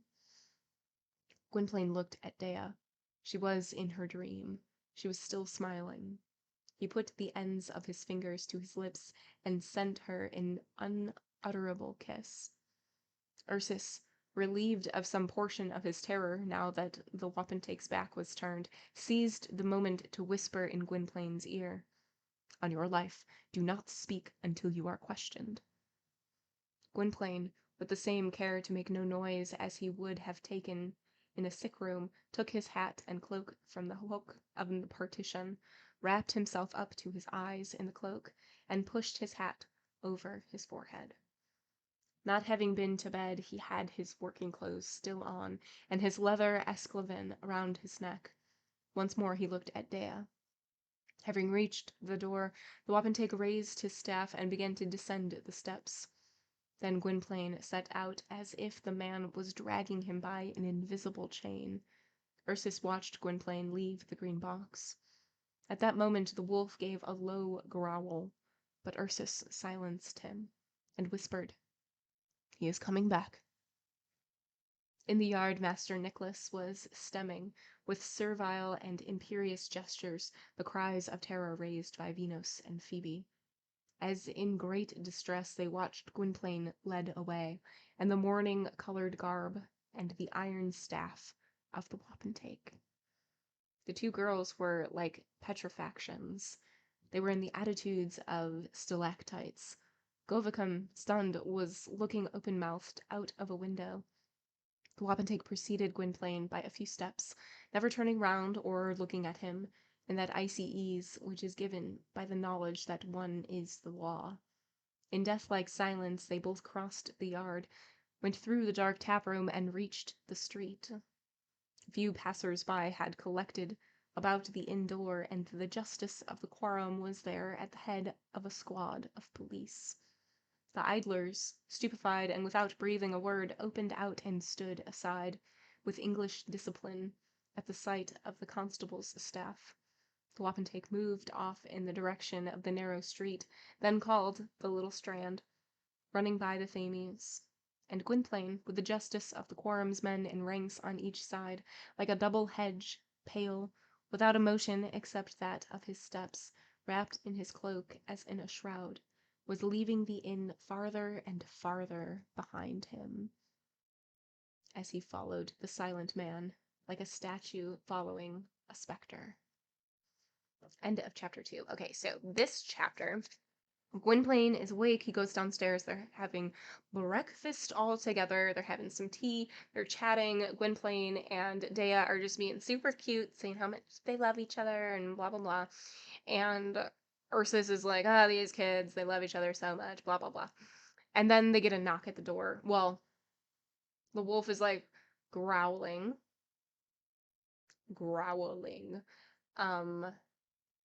Because he knows that there's somebody at the door. And so there is a knock at the door, and they're like, "Who is this?" And they go, and it's the wapentake, and the wapentake's like, and just taps Gwynplaine on the shoulder very gently. But that means that Gwynplaine has to go with him. No questions asked, nothing. Ursus gives the directive to not answer any questions and to not speak until directly asked a question, just in case. And yeah, we don't know why he's being taken away, nothing like that. So, and like a crowd has gathered and they're all just like watching. Chapter 3. Lex, Rex, Fex. Unexplained arrest, which would greatly astonish an Englishman nowadays, was then a very usual proceeding of the police. Recourse has had to it, notwithstanding the Habeas Corpus Act, up to George II's time, especially in such delicate cases as were provided for by lettres de cachet in France. And one of the accusations against which Walpole had to defend himself was that he had caused or allowed Nieuwhof to be arrested in that manner. The accusation was probably without foundation, for Nieuwhof, King of Corsica, was put in prison by his creditors. These silent captures of the person, very usual with the Holy Vame in Germany, were admitted by German custom, which rules one half of the old English laws, and recommended in certain cases by Norman custom, which rules the other half. Justinian's chief of the police was called Silentarius Imperialis. The English magistrates who practiced the captures in question relied upon numerous Norman texts. Canis latrant, sergentis silent, sergenter agere, id est tessere. They quoted Lindolphus Sagax, paragraph 16, facit imperator, silentium. They quoted the charter of King Philip in 1307, multos tenembios bastoneros qui abmusens sergentare valiant. They quoted the statutes of Henry I of England, Surge signo jusis tacitorno esto, hoc est esse in captione regis. They took advantage especially of the following description, held to form part of the ancient feudal franchises of England. To be thus arrested was to be seized. The jurisconsults referred besides in Charta Ludovici Hotum pro Normannis, chapter Servientes Specie, Servientes Specie, in the gradual approach of base Latin to our idioms becomes Sergentes Spede. These silent arrests were the contrary of the clamor de haro, and gave warning that it was advisable to hold one's tongue until such time as light should be thrown upon certain matters still in the dark. They signified questions reserved, and showed in the operation of the police a certain amount of raison d'être. The legal term private was applied to arrests for this description. It was thus that Edward III, according to some chroniclers, caused Mortimer to be seized in the bed of his mother, Isabella of France. This, again, we may take leave to doubt, for Mortimer sustained a siege in his town before being captured. Warwick, the kingmaker, delighted in practicing this mode of attaching people.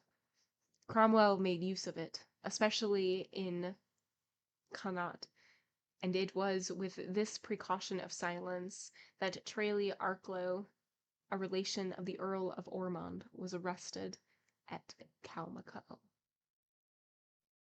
These captures of the body by the mere motion of justice represented, rather than the mandat de comparution, than the warrant of arrest. Sometimes they were but processes of inquiry, and even argued, by the silence imposed upon all, a certain consideration for the person seized. For the mass of the people, little versed as they were in the estimate of such shades of differences, they had peculiar terrors. It must not be forgotten that in 1705, and even much later, England was far from being what she is today. The general features of its constitution were confused, and at times very oppressive.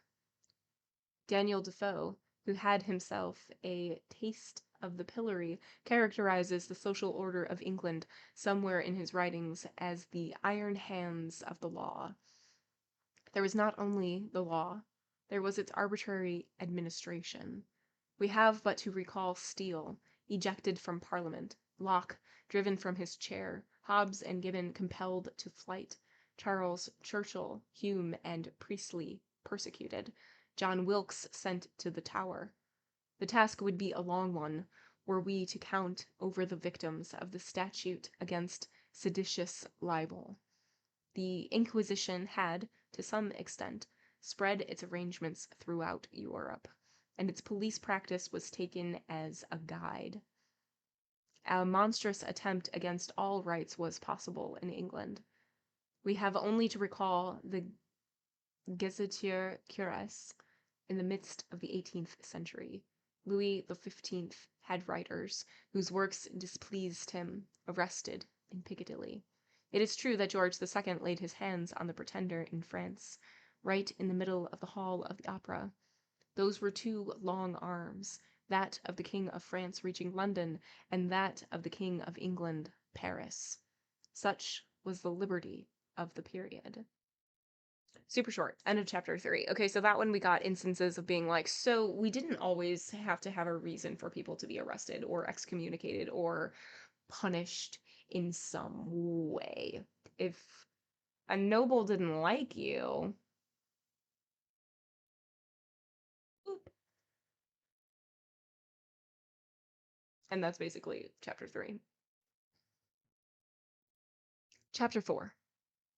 Ursus spies the police. As we have already said, according to the very severe laws of the police of those days, the summons to follow the wapentake addressed to an individual implied to all other persons present the command not to stir. Some curious idlers, however, were stubborn, and followed from afar off the cortege which had taken Gwynplaine into custody. Ursus was of them. He had been as nearly petrified as anyone has a right to be, but Ursus, so often assailed by the surprises incident to a wandering life, and by the malice of chance, was, like a ship of war, prepared for action, and would call to the post of danger the whole crew, that is to say, the aid of all his intelligence. He flung off his stupor and began to think. He strove not to give way to emotion, but to stand face to face with circumstances. To look fortune in the face is the duty of everyone not an idiot. To seek not to understand, but to act. Presently he asked himself, what could he do? Gwynplaine being taken, Ursus was placed between two terrors, a fear for Gwynplaine, which instigated him to follow, and a fear for himself, which urged him to remain where he was. Ursus had the intrepidity of a fly, and the impassibility of a sensitive plant.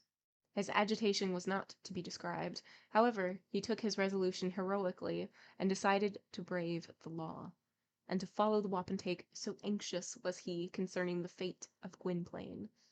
His terror must have been great to prompt so much courage. To what valiant acts will not fear drive a hare? The chamois in despair jumps a precipice. To be terrified into imprudence is one of the forms of fear. Gwynplaine had been carried off rather than arrested. The operation of the police had been executed so rapidly that the fair field, generally little frequented at that hour of the morning, had scarcely taken cognizance of the circumstance. Scarcely anyone in the caravans had any idea that the wapentake had come to take Gwynplaine, hence the smallness of the crowd. Gwynplaine, thanks to his cloak and his hat, which nearly concealed his face, could not be recognized by the passers-by.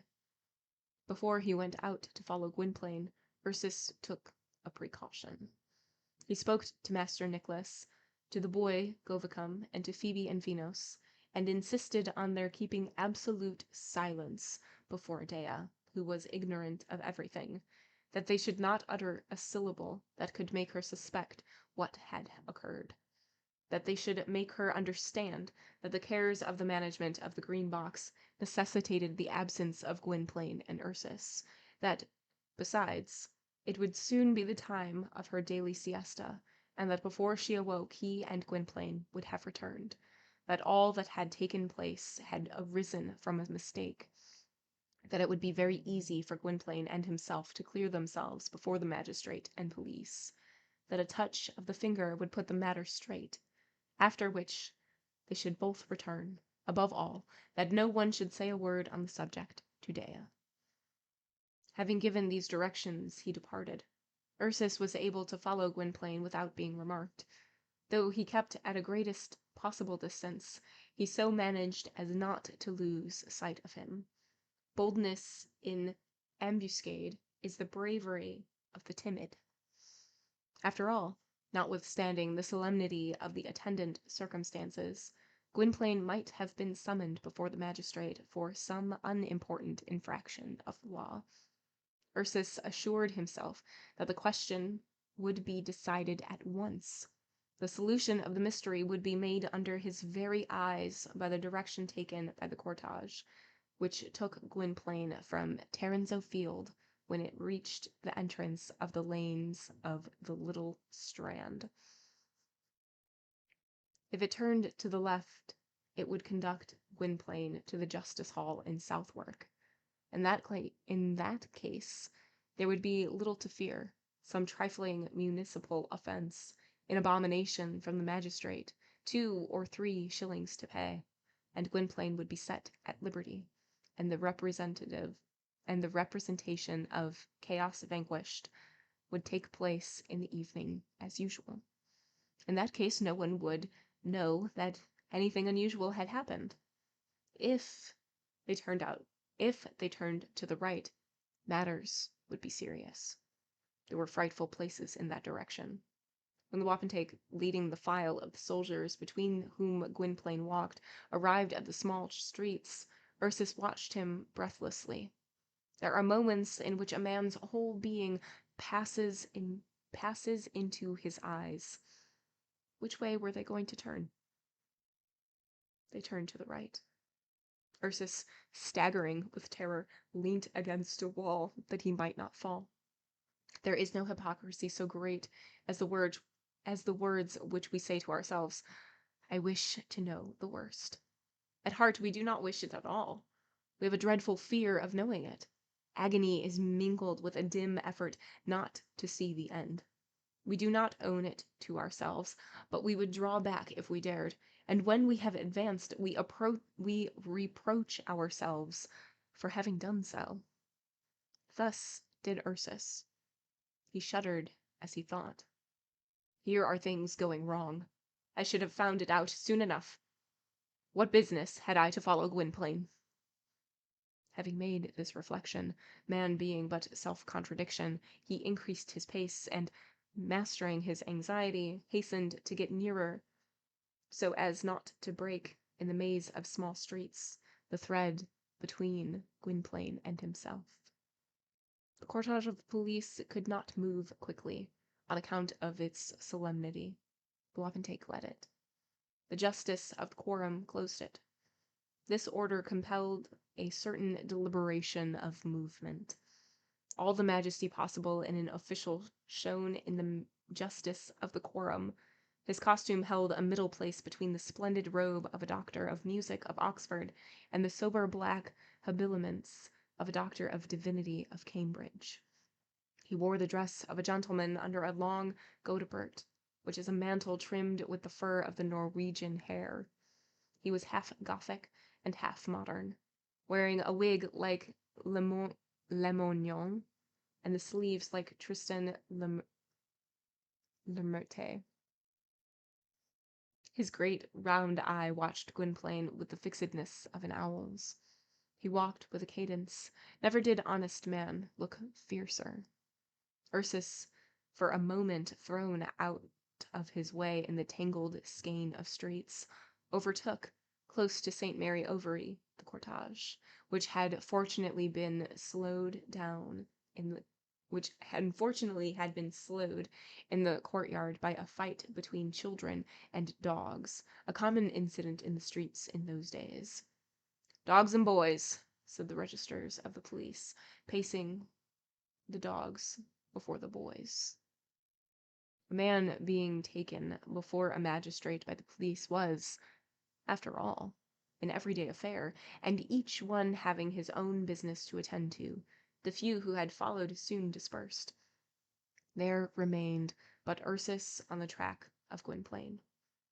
They passed before two chapels opposite to each other, belonging the one to the recreative religionists, the other to the Hallelujah League, sects which flourished then, and which exist to the present day.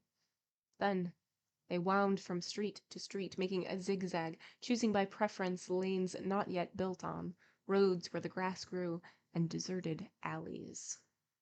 At length it stopped. It was in a little lane with no houses except 2 or 3 hovels.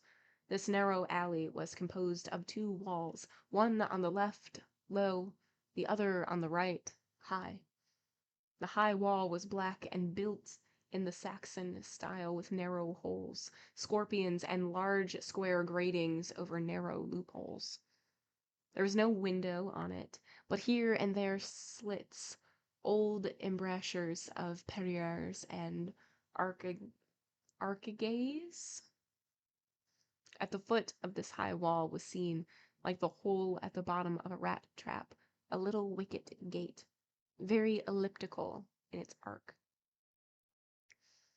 This small door, encased in a full, heavy girding of stone, had a grated peephole, a heavy knocker, a large lock, hinges thick and knotted, a bristling of nails, an armor of plates and hinges, so that altogether it was more of iron than of wood. There was no one in the lane, no shops, no passengers, but in it there was heard a continual noise, as if the lane ran parallel to a torrent.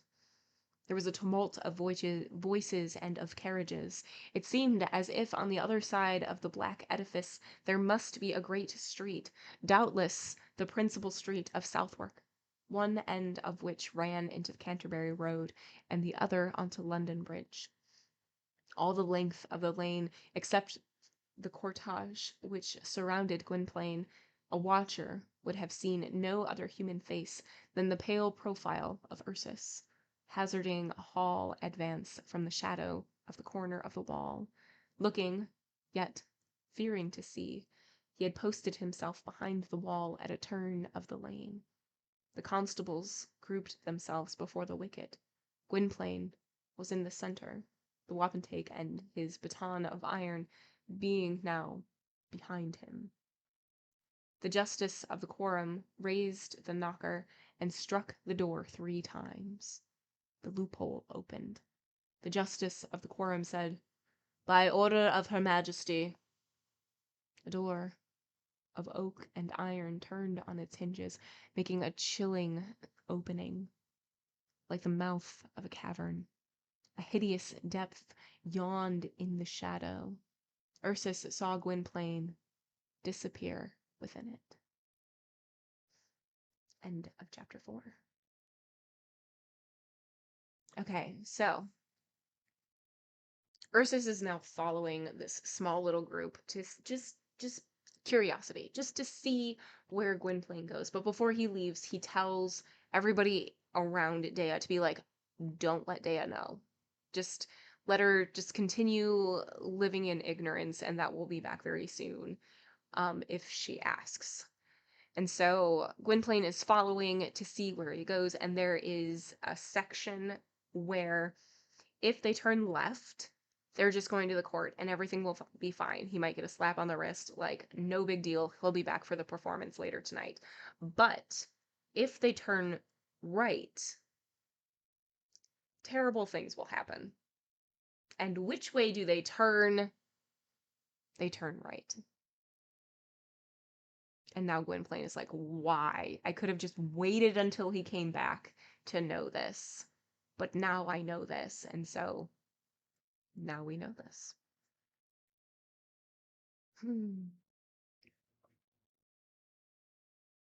Let's do one more. Chapter 5. A Fearful Place. The wapentake entered behind Gwynplaine, then the justice of the quorum, then the constables. The wicket was closed. The heavy door swung to, closing hermetically on the stone sills, without anyone seeing who had opened or shut it. It seemed as if the bolts re-entered their sockets of their own act. Some of these mechanisms, the inventions of ancient intimidation, still exist in old prisons, doors of which you saw no doorkeeper. With them, the entrance to a prison becomes like the entrance to a tomb. This wicket was the lower door of Southwark Jail. There was nothing in the harsh and worm-eaten aspect of this prison to soften its appropriate air of rigor. Originally a pagan temple built by the Catulicians for the Moogons, ancient English gods. It became a palace for Ethelwulf and the fortress for Edward the Confessor. Then it was elevated to the dignity of a prison in 1199 by John Lackland. Such was Southwark Jail. This jail, at first intersected by a street, like Chinsault by a river, had been for a century or two a gate. That is to say, the gate of the suburb. The passage had then been walled up. There remain in England some prisons of this nature. In England, Newgate; at Canterbury, Westgate; at Edinburgh, Canongate. In France, the Bastille was originally a gate.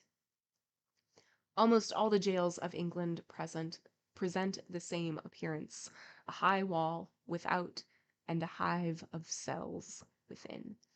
Nothing could be more funereal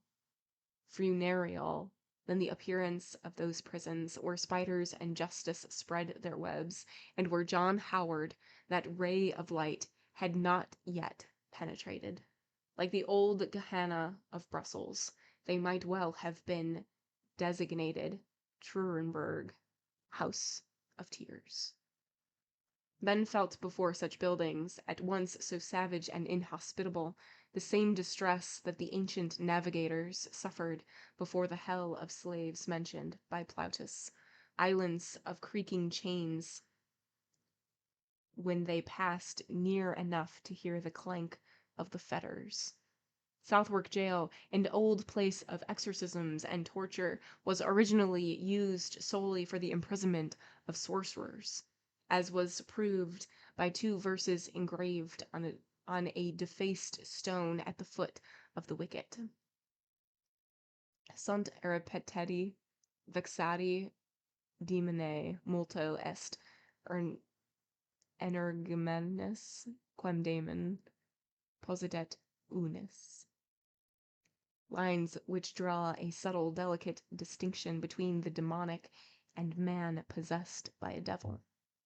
At the bottom of this inscription, nailed flat against the wall, was a stone ladder, which had been originally of wood, but which had been changed into stone by being buried in earth of petrifying quality at a place called Apsley Gowis, near Woburn Abbey. The prison of Southwark, now demolished, opened on 2 streets, between which, as a gate, it formerly served as means of communication. It had 2 doors, and the large street a door, apparently used by the authorities, and in the lane the door of punishment, used by the rest of the living and by the dead also, because when a prisoner in the jail died, it was by that issue that his corpse was carried out. A liberation not to be despised. Death is release into infinity. It was by the gate of punishment that Gwynplaine had been taken into prison. The lane, as we have said, was nothing but a little passage, paved with flints, confined between 2 opposite walls. There is one of the same kind at Brussels called Rue d'une Personne. The walls were unequal in height. The high one was the prison, the low one the cemetery. The enclosure for the mortuary remains of the jail was not higher than the ordinary stature of a man. In it was a gate almost opposite the prison wicket. The dead had only to cross the street. The cemetery was but 20 paces from the jail. On the high wall was affixed a gallows.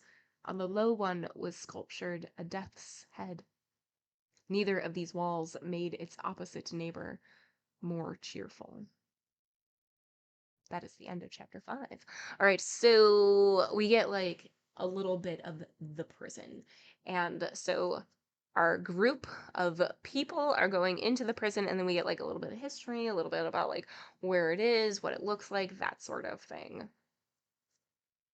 And that's going to be where we end tonight. Bum, bum, bum. So we will start next time, right where we left off. So with chapter 6.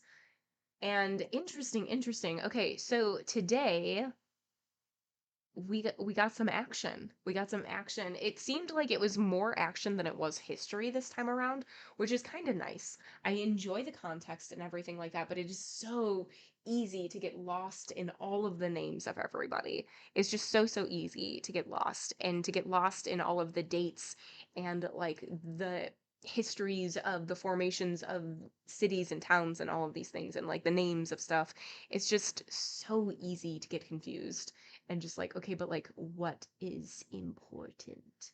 So we got some action this time, which is cool. So yeah, that's gonna be it for today. We'll pick up right where we left off next time. And yeah, if I don't see you next time, I hope to see you very soon. As always, whether you lurk,